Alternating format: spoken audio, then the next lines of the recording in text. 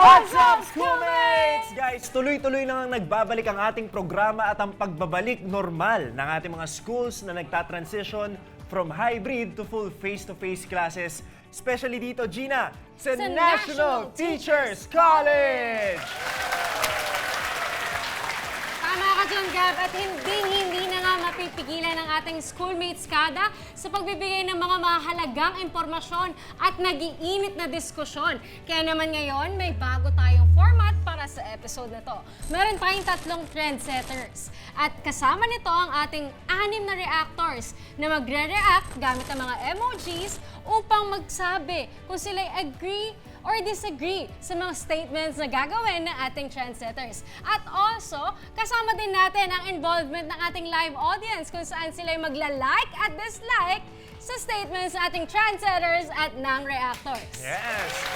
So again, Gina, schoolmates, hindi natin dinidikta kung ano ang tama at mali. Gusto lang nating palawakin ang mga napapanahong issue ng bayan para mas mapalawak pa at mapag-usapan kasama ang ating mga kabataan. Again, Schoolmates, guys, is a safe space kung saan binibigyan natin ng boses ang ating mga kabataan. And speaking of kabataan, Gina, itong pag-uusapan natin, very relevant din. Yes. No? Itong usapin ng Pinoy Pride. Wow! Pag Pinoy Pride ba, sinong una mong naiisip? Siyempre, nandyan yung ating pambansang kamao. Oh, yes. yan, Manny Pacquiao. Senator Manny Pacquiao. Si Catriona Gray, ating Miss Universe. Yan. Si Miss Dolly De Leon, no? Pagdating naman sa larangan ng pelikula. Pero Gina, may mga usapin, schoolmates, na itong pag-uugali ng Pinoy, pagdating sa pagsuporta sa ating mga iniidolo sa iba't ibang larangan, ito ba ay tinatawag na Pinoy Pride o Pinoy Validation? Yeah. So pag sinabing validation daw, schoolmates, ito yung nagsisik tayo for approval. For validity. Oh, I want to be validated. My feelings are valid. Yan, yung parang we seek to be accepted, to be liked, pero ano bang kaibahan niya pag sinabi nating Pinoy Pride? Ano ba talaga ako? Oo, diba? yan. So parang proud ka lang ba kapag nanalo or proud ka pa rin kahit matalo, diba? Eksakto. Kaya naman huwag na natin patagalin pa para ipakilala ang ating mga trendsetters for today. Let's welcome schoolmates, sina Jacob, Jusel, and Pat.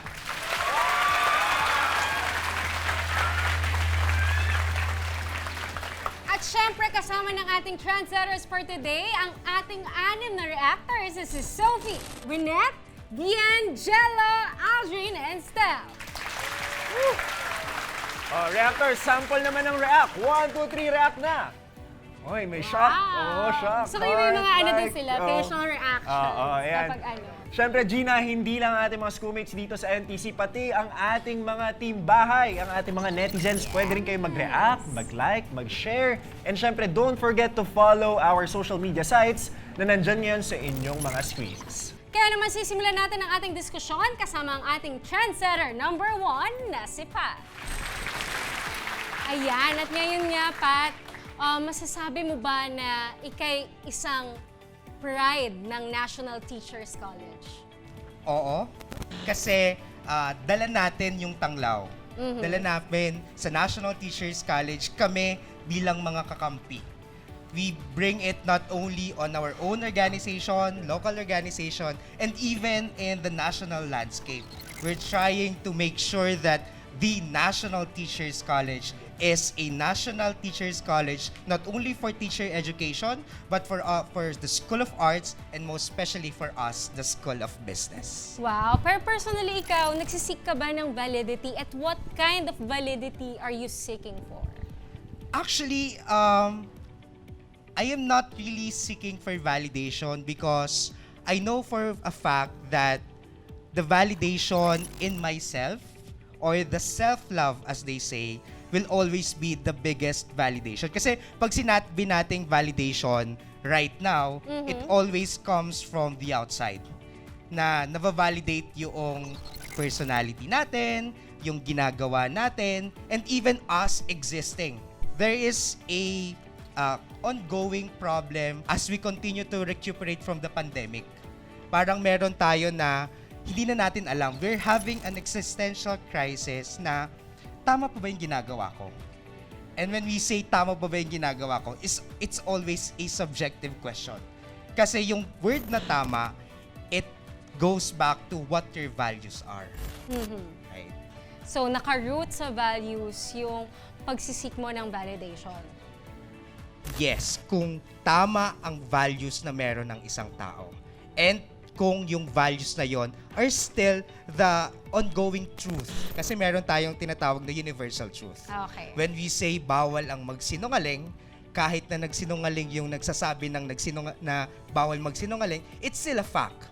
Hindi nawawala yung bigat doon sa norm na bawal magsinungaling even though the person who said it ay nagsinungaling. So, the reason why I'm asking you these things, kasi very important sa ating topic today, ang pride and validation. So, sa tingin mo, maiko-consider ba nating Pinoy pride ang mga personalities na si Miss Universe R. Bonnie Gabriel, si Her, ang isang sikat na American singer and songwriter, and also ang ating kakapanalo lang na weightlifter na si Heidelin Diaz. Sa tingin mo ba, Pinoy pride ba talaga sila? One of them is Yeah. Heidelin Diaz, yes. But with the new Miss Universe and her, I think it's more of a Pinoy validation. Yes. Why? Kasi from the very start, Heidelin did compete wearing the name I Am a Filipino. Why the new Miss Universe, actually that's lalo na sa NTC, parang all of us or majority of us were watching talaga the Miss Universe. And when the time na nawala si Miss Philippines, we all revert to, ay, Filipino naman si Miss Universe eh. You know that? Bigla nating iniwan, or not all of us, but the majority of us, we can see on social media na bigla nating iniwan yung candidate natin para lang masabi na, ay, okay lang. Hindi nasayang yung pagod ko na nanood ako, nagsayang ako ng internet connections, or others, nagpunta ako doon sa pageant. We all know that we are colonized before, di ba? Nanggaling tayo sa ilang daang taon ng pagkakasakop. And bilang nasakop, we always tend to ask for validation, and we always tend to support yung mga naghaharing uri, right? And parang this is the modern colonization actually. So talagang matagal na siyang naka-install not just a behavior but part of the culture. Pero ngayon, kailangan malaman din natin yung thoughts ng ating reactors, right, Gab? That's right, Gina. Pat, very well said. Talagang lahat ng bagay na nararanasan natin ngayon, pop culture, nakabase pa rin yan saan nangyari sa atin in the past. Kaya naman, reactors, ano ang masasabi nyo sa statements ni Pat? Halo-halo, Gina. Oo. Parang Merong naging meme na nga may siya sad, kasi... may shock, heart, eto, like, sad. Unahin natin si Aldrin. Why are you shocked and at the same time may puso? Siguro yung iba, oo, pero yung iba hindi. Kasi if we're really with the pride of our every Filipino na binibigay natin sa ibang bansa, the government should support them at the least. 'Di ba? Maraming issues yung nangyayari kasi na maraming issues na pag nananalo lang, tsaka lang natin sila ni-recognize. That's And right. tsaka lang sila nagiging pride of being a Filipino. Hanggang saan lang yung pride mo? Hanggang doon lang ba after winning? Yung pride mo ba hindi mo masosustain after winning? Gusto ko yung sinabi niya, reactor sana, si Heidelin Gina, we see her as a Pinoy pride but we don't treat her as a Pinoy pride. Am I right? Yes. Yun yung pinupunto natin dito. So, magandang pag-usapan din, paano ba dapat suportahan ang Pinoy pride? Pero ikaw muna, Sophie, bakit kanina medyo umiiyak ang iyong react? I do agree sa lahat ng statements ni Pat. Pero dun lang sa isa na, kumbaga lahat, yung mga unang binanggit, for me then is validation. Then Heidelin is Pinoy pride.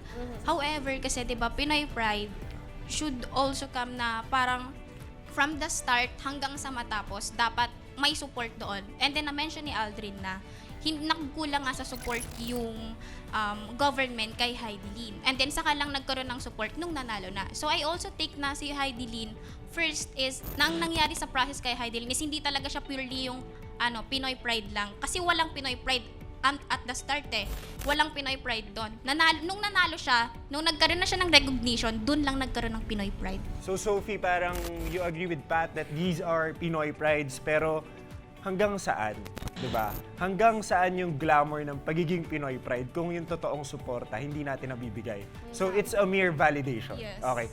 Jello, do you agree with Sophie? Nakita ko sad ka rin dyan. Sa akin naman, my point is agree with what Patrick said kanina na Heidelin Diaz is a pride talaga ng Filipino. And nag-gets ko rin yung point nila na paano ba siya naging pride nung nanalo lang. However, I wanna point out lang yung kay her. Actually, her represented Philippines talaga sa, I guess, Grammys yon, where siya yung magpaportray as Belle. And well-represented niya yung Philippines na to the fact na may baybayin sa dress niya because parang gusto niya mag-pay homage sa Filipino roots niya. So, do you think ba na, di ba sabi mo, kay Heidelin Diaz lang yung pride? However, pero yung may recognition ni Heidelin Diaz internationally, naging pride natin siya. However, paano naman yung kay her na well-represented din si Philippines pero parang pinapalabas na nasa validation lang siya? Si Belle, if I'm not, yung pag-portray niya kay Belle, yung pagkakaroon ng Filipino theme doon sa damit niya is just a part of. Is just a part of. When I say Pinoy pride, it is your ultimate goal that you bring the word I am a Filipino. Just what I am saying with Heidelin. Kasi we can look at the Filipino pride to both sides. We can point that I am as a candidate, as going outside, I bring my being a Filipino. But it is a fact that some countries do not really recognize a Filipino. Kaya there are people who are going outside the Philippines that do not bring them as being a Filipino. What they portray is them as their achievements, as their career path, di ba? So, parang it's always a subjective question and answer and analysis of how do we say that someone is a Filipino pride. So where do you set the boundaries, the fine line na parang you're proud na you're being a Filipino sa you're Parang just first, stating a it fact. starts with you as the person. Parang if you hindi malinaw sa'yo na you go there as I am a Filipino, not just a contender, not just being the best in what I do, but I go there as a Filipino, as giving them na ito yung Filipino warmth, ito yung Filipino quality, ito yung Filipino care, doon dapat tayo nagsisimula. Kasi if we cannot bring that as a whole, then the other person cannot see that agad. Okay. Kaya 'di ba dito kay Miss Universe, going back to Miss Universe, in the first part hindi talaga Bit-bit. branding niya kasi she's a Miss USA. Yes. Right? So from the very start, she's representing USA. Okay. So aside dun sa argument na pinresent ni Jello, I believe kanina gusto mo na mag-rebut agad dun sa sinabi ng ating first two reactors. May I know With Heidelin. Kasi Yeah. parang you're saying na it's just a validation. Parang naging validation na lang. Kasi I am in favor, favor ako. In favor, tama. In favor ako na may problema talaga sa gobyerno. And it's a fact for the past years now. It's a fact that may problema sa gobyerno. It's just that I am looking at Heidelin herself. Her sacrifices, her being very intricate in doing all her best to win that and to go outside. I just wanna ask no, Pat, manalo or matalo man? Pumasok na tayo sa financial aspects, kung hanggang saan ba dapat yung suporta na binibigay. Manalo or matalo man ang ating mga representative sa international events.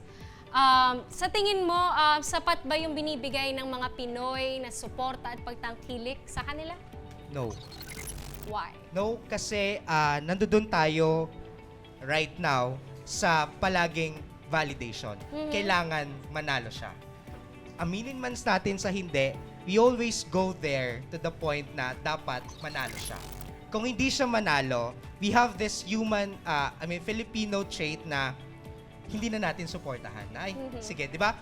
Kapag natalo at pinapanood natin live stream, wala na. Yeah. Hindi na natin pinapanood, hindi na natin tinutuloy. Guys, napakalalim ng usapin. Ang pinag-uusapan lang natin dito ay Pinoy Pride or Validation, pero napunta tayo sa suporta ng ating pamahalaan. So sinabi ni Pat na kulang ang suporta ng ating mga kinauukulan So reactors, react na. Bien, pumupuso ka pero umiiyak ka. I agree that we really need more support for our local talents, like our athletes, our those people in the entertainment industry, like our singers and our actors. If we had better organizations or like regulations set in place to give them support, I think that we would be able to thrive more, not only in our national levels, but also in international settings. But it's because of the lack of support in our own country that we cannot reach the same levels that we want to reach. Like, for example, in Korea, they have a very booming entertainment industry, Right. like K-dramas, K-pop idols. It's because it's very well supported by their government, and even their own people support it well. But here in our country, we would rather support other countries. Like, we would much rather watch K-dramas or American television and shows, movies, or maybe anime, Japanese media, instead of our own entertainment industry, right? Yan, very well said. Ikaw naman, Gwyneth. Yan. Bakit laugh and sad? I find it sad po kasi dun correct po si Kuya Pat dun sa sinabi niya na even yung mga athletes natin po hindi nakaranas ng talagang full support from the government from the start hanggang sa manalo man sila or sa matalo. Kasi even I experienced that po since I was a sports player, and dun pa lang nagre-reflect na talaga na never naging sapat yung nakuha natin from the government.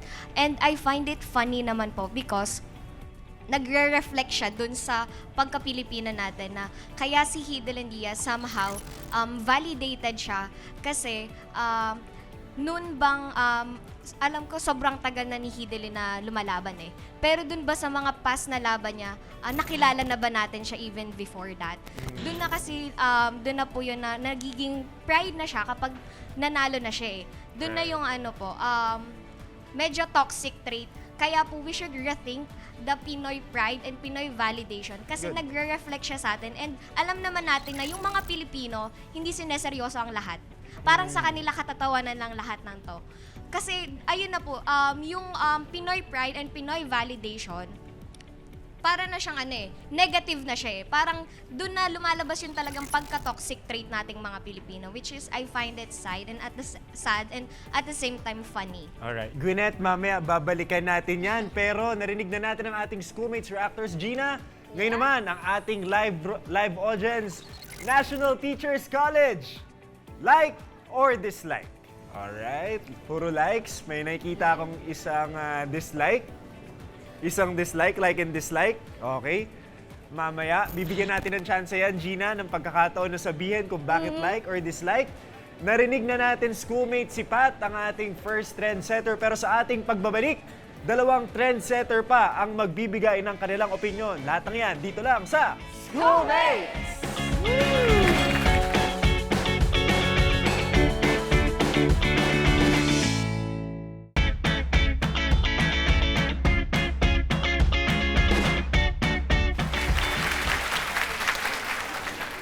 At nagbabalik ang Schoolmates at nandito pa rin tayo sa National Teachers College at kanina lamang ay napahayag na ni Trendsetter number 1 ang kanyang mga opinyon patungkol sa ating mga katanungan. At ngayon naman, kasama natin si Trendsetter number 2, Jacob, para marinig ang kanyang panig. Hi, Jacob! Hello po. Good day po. Kamusta ka naman? Okay ka lang ba? Yes, okay lang naman po. So marami ka bang napulot sa mga sinabi or napagbardagulan ng ating reactors and Trendsetter number 1 Yes, kanina? yes, it's really enlightening to get to know their thoughts po about this kind of idea we're talking about. Dami yan yung fans dito eh. Saan ba yung guys? Oh, Hi! Sa mga friends ko. Kanina ko pa naririnig. Jacob, may gusto ka bang batiin? Hi, thank you sa mga friends ko. Being there for me. I love you all. I'm sure nakapanood ka na ng mga TikTok videos, mga YouTube videos. So, may mga vloggers na nagtatry sila ng it's either Filipino food or pumunta sila sa mga tourist spots here in the Philippines. So, sinasabi nila napakaganda, napakamura, napakasarap ng pagkain and all that, napaka-warm ng people. Sa tingin mo, yung Pinoy pride ba, nagli-lead siya sa Pinoy baiting? If our vision is just a validation, then it is for Pinoy baiting. Also, the problem at some point with our mentality is we tend to feel and think that whites man opinion is always superior than us. So, kapag may nakakakita tayo ng mga vloggers trying these kind of things, we feel na parang, oh my gosh, that's very, it adds something to us and it validates us as a nation where in fact, dapat entitled na tayo sa kung anong mayroon man tayo bilang isang bansa. No? So, siguro, yun po. Nagli-lead po siya sa Pinoy baiting if our vision is just a Filipino being recognized internationally. So, ano kaya ang Okay. masasabi ng ating reactors? Sige, thank you, Jacob. Reactors, kayo ba ay sang-ayon sa sinabi ni Jacob? Reactors, react na. Nagalit si Aldrin. Galit ka, Gord! Nag-laugh si Gwyneth, si Bien, nag-sad, like naman si Sophie at si Jello. Steph, unahin na kita. Bakit isang thumbs up lang ang iyong binigay? Okay, hi. The reason why it's only thumbs up because again, like you mentioned, it's in the perspective, right? So basically, if you're saying in that kind of way, are you also kind of saying that Filipinos are like utu-uto or something like that?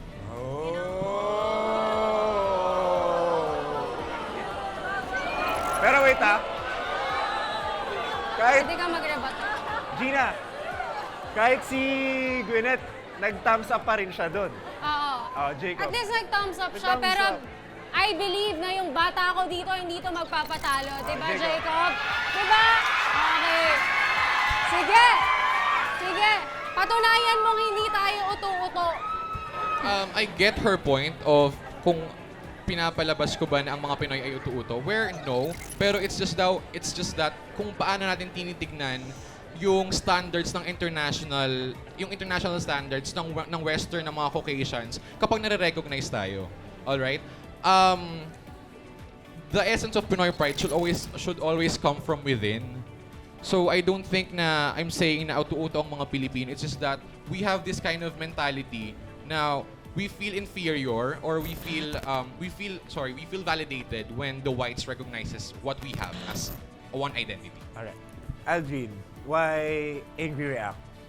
Kasi in my perspective kasi, the word kasi that we're talking about is baiting. So, ibig sabihin, nagpapahuli lang tayo sa kanila because of our what they see naman. Kasi kunya nagluluto ng adobo yung international standards. It's not about the standards. It's about the topic na binibait lang ba nila tayo. And when you say na nagpapabait lang tayo because of the standards, sinasabi mo nga na utu-utu tayo because of the standards of international countries. Tapos, it can also lead naman na we can share kasi with that kasi hindi naman lang ng Filipinos yung nabibait ng those videos. Pwede naman siyang maging perspective natin na they represent us being a Filipinos. That can also be our advantage. Our advantage to other countries to represent our countries na pinapakita ng ibang bansa na why it is somehow na naipapakita nila na Filipinos are being recognized internationally by other countries na hindi natin kailangang ipakita at sabihin na Filipino yan. Sila yung nagre-represent for us. So hindi tayo medyo pabor. Nagalit ka dun sinabi ni Jacob na yung standard natin hanggang ito lang, ibang-iba sa international eh. Pero ang sinasabi mo, it's a good thing that we are being recognized, di ba? Na sila na mismo ang gumagawa ng paraan para makilala tayo. Oh, Jacob, any... Yes, it's at some point it's a good thing. Pero kung titignan din natin sa iba't ibang situations, like in terms of support din, no? Like again, Dolly De Leon, she's a brilliant actress. EJ Obiena, when we knew Dolly De Leon, when she got nominated in BAFTA, Golden Globes, we are all doomed that a Pinay actress can, dominate a Western film industry. But when she's in the Philippines, she's just an indie actress. Wala sa kanya yung spotlight. No? Also, EJ Obiana, yung sa lack of financial support, sa ang dami niyang na-miss na international competitions, dun pa lang siguro, I do get his point na maganda rin yun for our identity, pero it should always start from us. No, we're entitled with this, with or without any global validation, recognition. We're Filipino, we're capable of something, and we can put something on the table. Alright. Oh, okay, well said, Jacob. Pero bago kayo sumagot, reactors, gusto ko namang malaman ang pulso ng NTC So live audience, like or dislike? So dislike, may mga dislike doon. Why like and dislike at the same time? But For me kasi, siguro nga kasi internationally, sobrang taas talaga ng standard nila. Well, kasi siguro hindi nagkakaroon, na ganun lang yung level natin for sa atin kasi siguro nga din po lack of support from government din. Kaya yun po yung for me dislike and dislike po sa akin. okay. Actually, all their insights is very eye-opening din na oo nga, at some point, pwede pala nating maging opportunity, no, na maipakilala kung sino tayo, kung ano tayo sa ibang bansa by having this baiting-ish, type of setting. Pero what I wanted to more imply is we should foster more the cultural identity na mayroon tayo. Hindi natin kailangan ng ibang lahi para sa akin, para sabihin na magaling tayo at capable tayo sa isang bagay. Dapat on our own, we know this is us. We can foster, kasi with this, we can foster a culture of support that can lead to, and also patronization that can lead to collective progress and prosperity for our identity po as Filipinos. Sa anong paraan ba mas napapakita ngayon ng mga Pinoy ang pagsuporta nila sa kapwa Pinoy nila?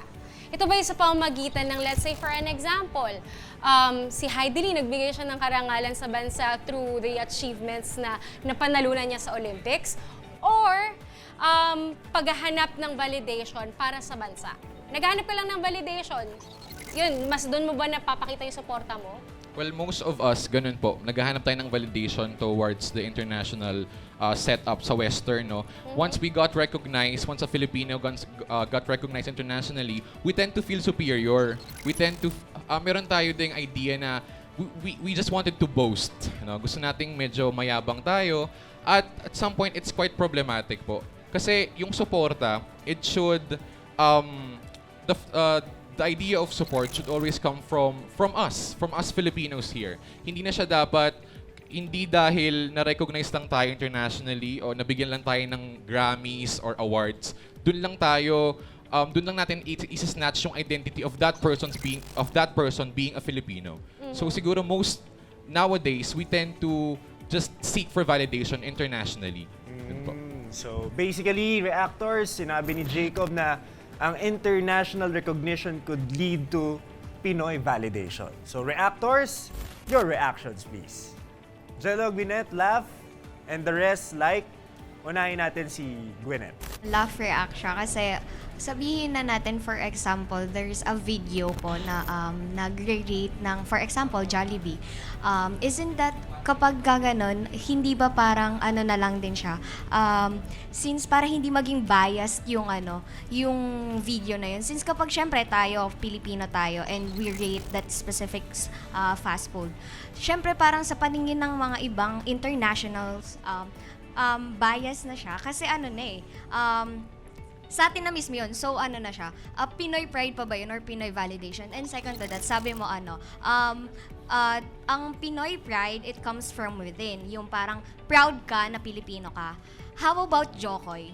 'Di ba? Kasi si Jokoy kasi siya, stand-up comedian siya. So yung ginagawa niya is like he's making fun of the Filipino culture. Tsaka parang na rin nag-stereotype na rin siya, like yung the way he speaks when he ginagaya niya yung mom niya. So Pinoy pride pa ba yun or Pinoy validation na lang? Kahit na nire-representa naman niya yung Pilipinas, yung culture natin. Pero nakakahiya siya. Parang pinapahiya niya yung Pilipino. Alright. Jello muna. Why laugh react also? Medyo like same sentiment with Guy. So, nasabi mo, parang pag nakikilala tayo internationally, naging validation na lang siya.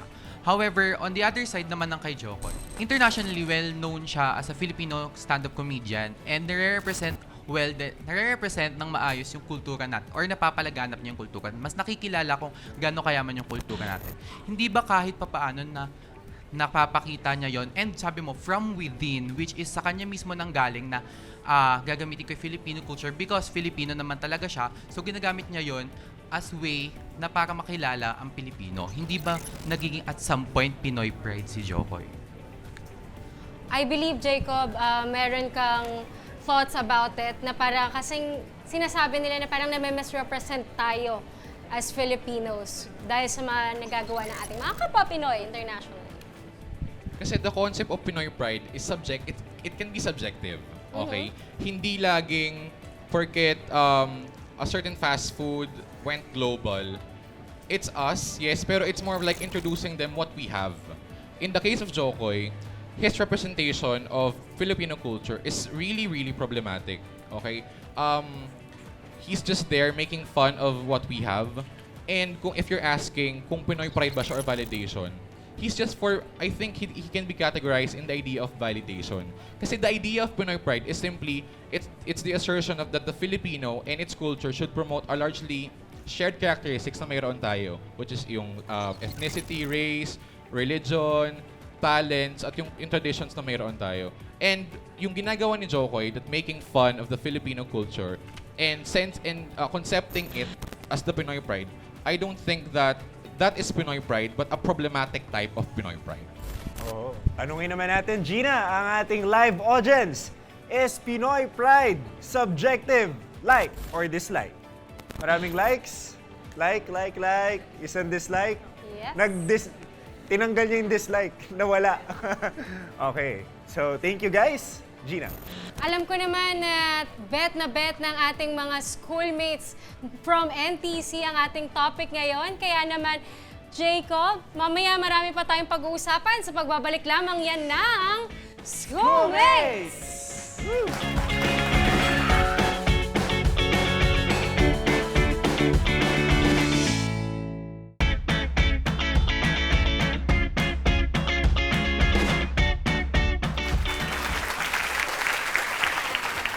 Welcome back, Schoolmates! At ngayon ay kasama naman natin si trendsetter number 3, Joselle. Hi, Joselle! Hello po. Hi, Welcome everyone. sa Schoolmates. Ayan, how do you feel right now?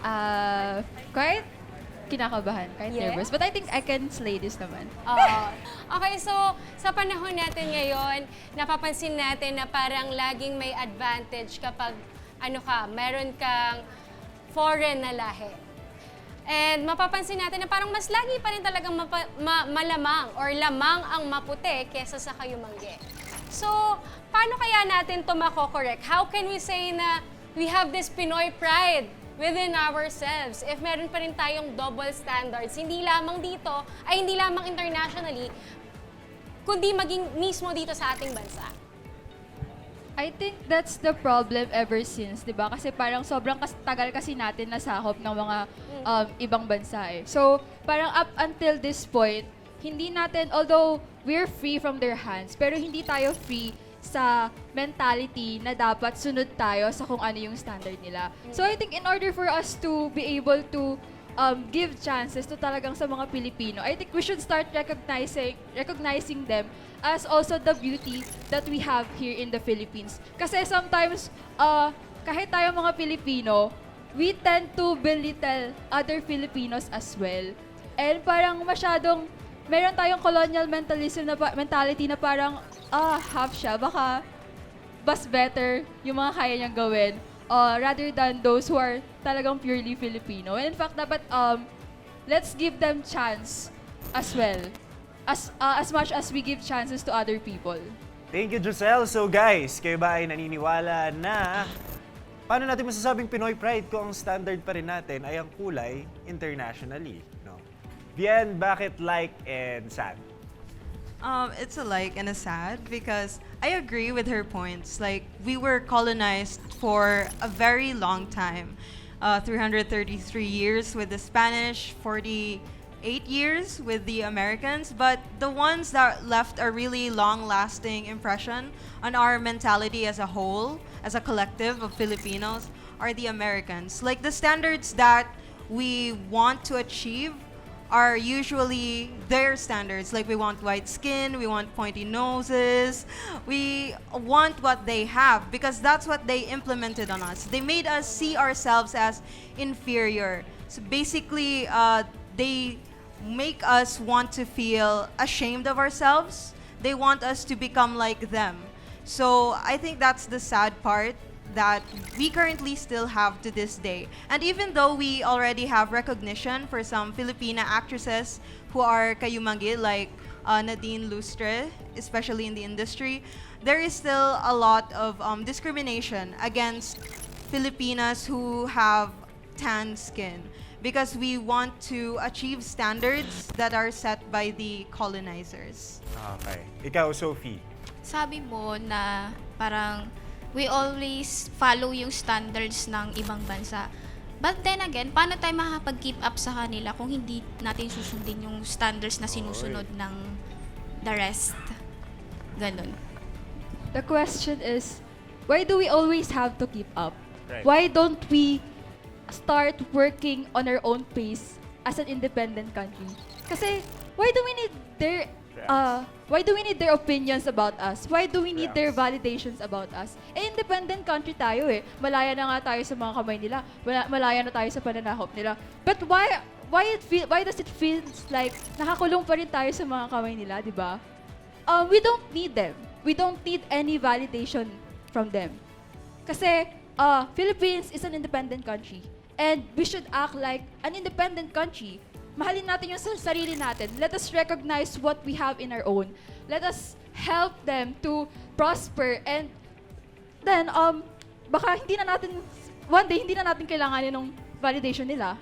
But then again, kung hindi natin susundin yung standards nila, ano yung nakikita mong way para makasabay tayo sa kanila or mahabol natin kung nasaan naman sila ngayon? With still parang dala-dala mo yung pagiging Pilipino mo pa rin, yung authenticity mo. I think this goes back to what I say na suportahan natin kung ano yung atin.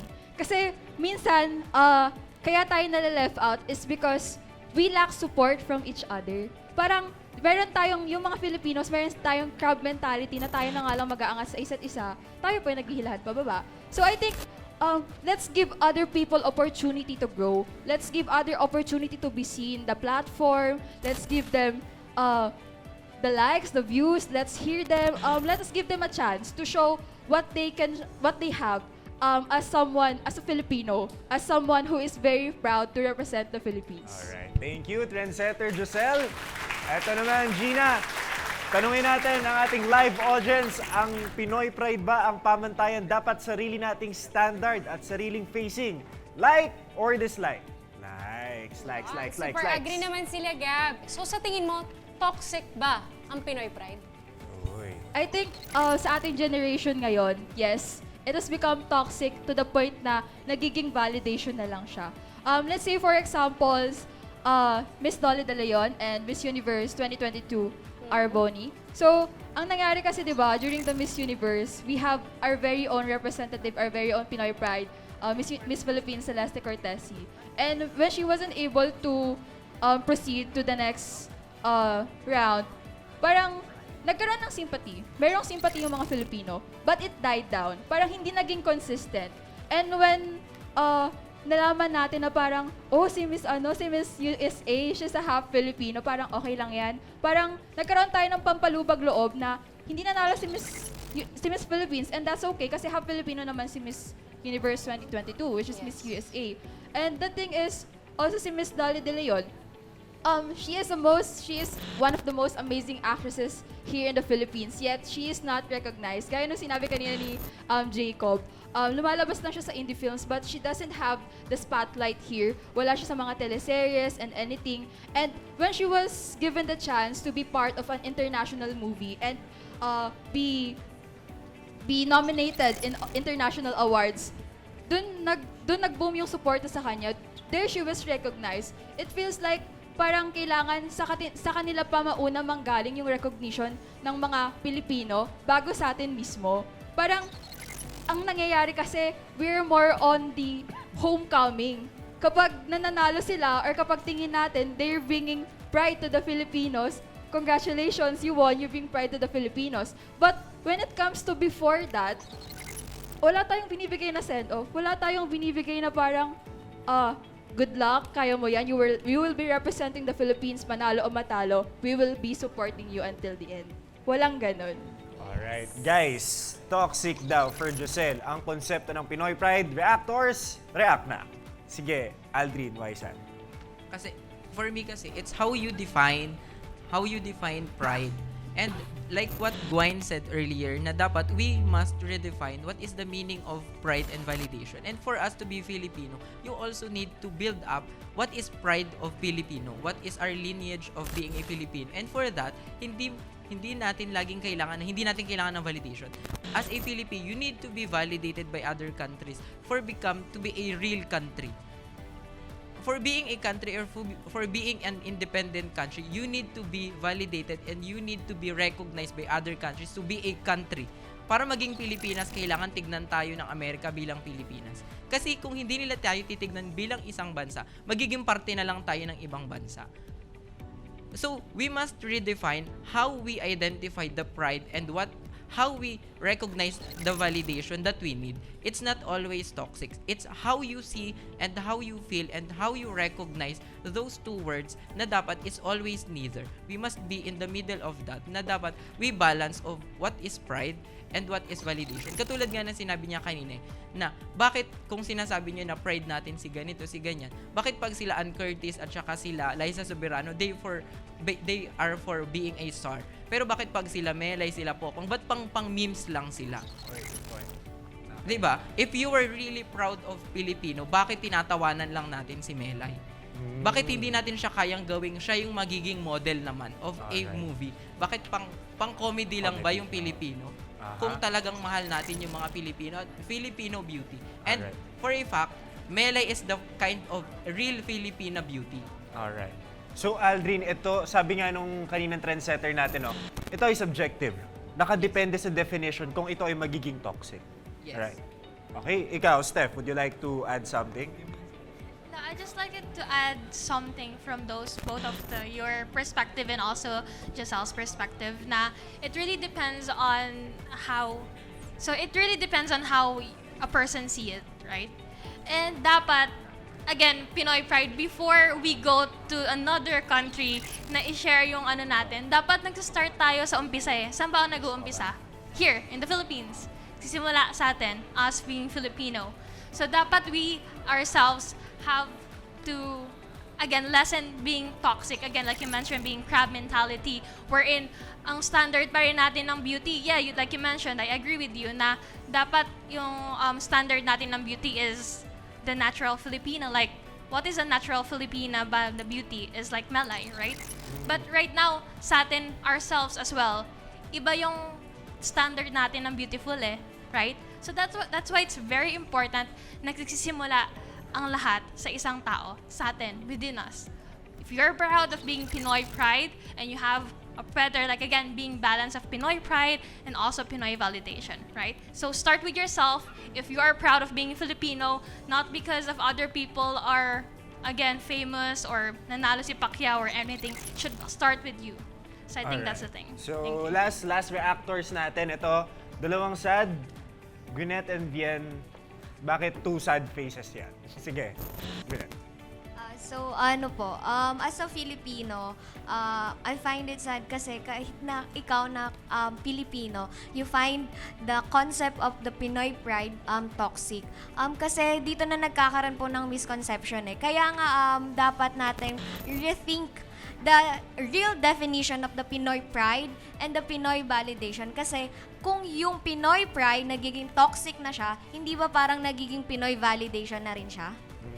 My reaction is sad because Filipino pride can be toxic in a way that we can be exploited.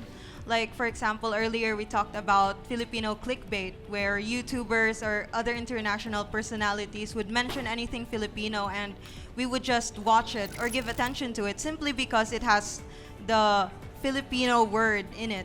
So an example of this, which was quite tragic, was Nas Daily, the Nas Daily incident, where he tried to do the ancient art of tattooing by Wangod by exploiting their tribe. So even though the tribe didn't understand what they were agreeing with, he exploited the beautiful art of tattooing in our country. So like that's one way that it can be toxic, where we allow other nationalities, other people to take advantage of our culture and our heritage simply because we see them as superior to us. in addition po dun sa sinabi din po namin, kasi yung kaya lang nagiging toxic naman na yung Pinoy pride dahil na rin sa toxic mentality po ng mga Pilipino na they make fun of everything.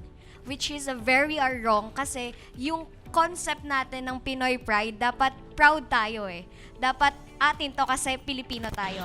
Hindi na siya nagiging ganun kasi ginagawang katatawanan na ng mga Pilipino yung lahat-lahat na dapat proud tayo doon. Period. I want to answer both of them. Yung as for Gwyneth, this is why I said na Pinoy pride is becoming toxic is because mas naglilin tayo sa Pinoy validation. Kumbaga, we misplace Pinoy pride as Pinoy validation. Parang ang nangyayari kasi kapag meron tayong mga artists na lumalaban internationally or they're representing Philippines internationally, ang nangyayari kasi is parang kapag nananalo sila, wow, Pinoy pride! Nire-represent nila ang Pilipinas. Nagiging Pinoy validation siya kasi kapag kumukuha na lang tayo ng pampalubag loob eh. I want to agree with her na parang nagiging toxic yung Pinoy pride. I want to correct it. Nagiging toxic yung Pinoy pride when it's becoming Pinoy validation. Kasi nagugulhan tayo, nami-misplace natin yung Pinoy pride into Pinoy validation. Alright, thank you, Joselle. So, tinama ni Joselle yun na nagiging toxic ang Pinoy pride pag ito ay nagiging validation na. So, live audience, like or dislike. Puro like. So, likes. Umuulan ng likes dito. Gina, syempre guys, maraming salamat. Narinig natin ang boses ng ating mga trendsetters at ng ating mga reactors. Syempre, ang ating mga team bahay, mga schoolmates natin, mga netizens, pwede rin kayo makisali sa ating usapan. Please share your opinions, your comments sa ating live feed at i-follow nyo na po kami sa aming mga social media sites na nakikita nyo po sa inyong mga screens ngayon. And turn on that notification bell para lagi kayong updated sa ating mga kwentuhan. And please share this episode para mas marami pang makarinig ng boses ng mga tiga-NTC. At ngayon nga, kasama natin ang tatlong trendsetters natin mula dito sa National Teachers College upang magbigay ng kanilang mga closing statement at sagutin ang katanungang, us Filipinos, do we really need to rethink again on how we show our Pinoy pride? I think it's more appropriate to ask the question. Let us first again look at what our values are before we look at that term Filipino pride and Filipino validation. And as well as, may we always remind ourselves, most especially the youth, that as we support those who will represent as pride, the Filipinos, we just not look at the homecoming. Let us always look at the send-off as well. Nice. Hindi lang tayo dapat kasama kapag may homecoming na. Kailangan sa send-off, andun na buong-buo ang ating support. Very well said, Pat. Thanks, Pat. Ano naman, Joselle? I really think na if we're leaning kung iniisip natin, yung mentality natin ngayon regarding the Pinoy pride is leaning more towards the Pinoy validation, then yes, we really need to rethink our definition or the essence of Pinoy pride. Kasi Pinoy pride is something na pinapakita natin yung pagyakap na kung ano talaga yung atin. And it is what identifies us and it's what makes us proud as Filipinos. Alright, last but not the least, Jacob. Again, I definitely agree to all what they said, no? Na we should embed the sense of Pinoy pride. Kailangan nating aralin kung ano ba yung ideya ng Pinoy pride para hindi siya mag-lead sa toxic mentality, no, ng mga Pilipino. Kasi with this, we should be proud of what we have and we as people, no? Kasi with this, we can really foster a culture of support at pagyakap sa identidad na mayroon tayo sa iba't ibang kultura, sa iba't ibang aspeto ng Pilipinas.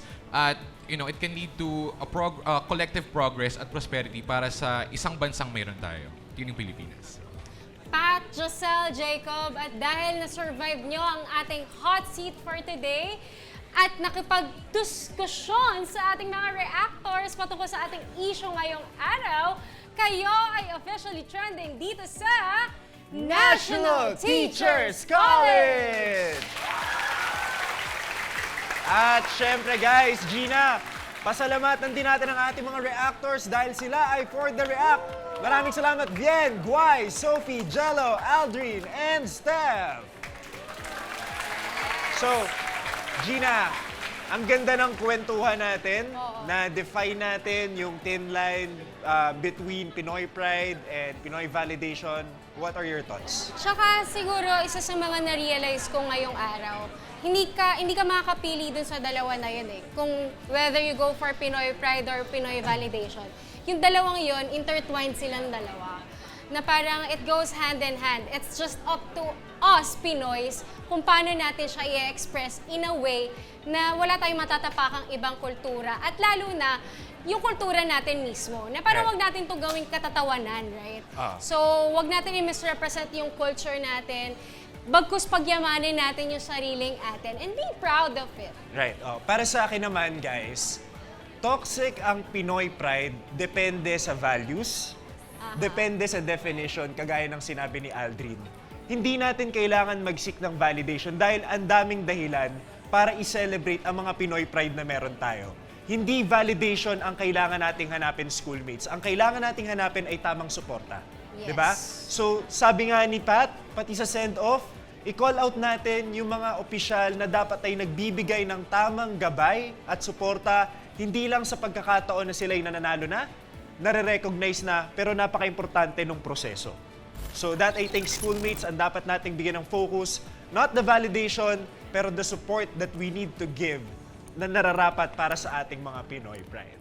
Tama ka dyan, Gab. Huwag nating isipin na tayo Pinoy lang o Pinoy lamang. Dapat ang isipin natin kahit saan tayo magpunta, tayo ay Pinoy. And with that, sa about issues, about usapin, my bosses, tayong mga kabataan. Sumali, makinig at makiisa dahil opinion nyo ay mahalaga.